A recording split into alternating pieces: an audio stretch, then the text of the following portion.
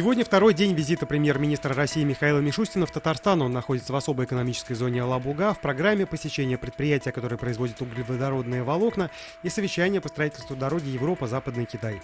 Сегодня в Татарстане проходит ЕГЭ по математике. Экзамен сдают больше 10 тысяч учеников, почти в тысячах аудиторий. Сам экзамен с прошлого года почти не изменился. Это 19 заданий повышенной сложности. В этом году в случае неудовлетворительной оценки выпускники пересдать ЕГЭ не смогут. В Татарстане сегодня подтверждено 36 новых случаев COVID-19, все контактные, 14 человек госпитализированы, 22 лечатся дома. Наибольшее число заразившихся 13 человек в Казани.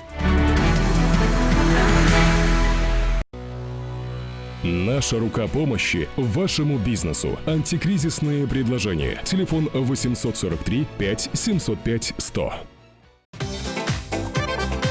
Көтелмәгән кунак көттүреп кенә интернет челтәрләренә дә килеп җитте. Хәзер бу фильмның барлык серияларын ТНВ.ру сайтында карап була.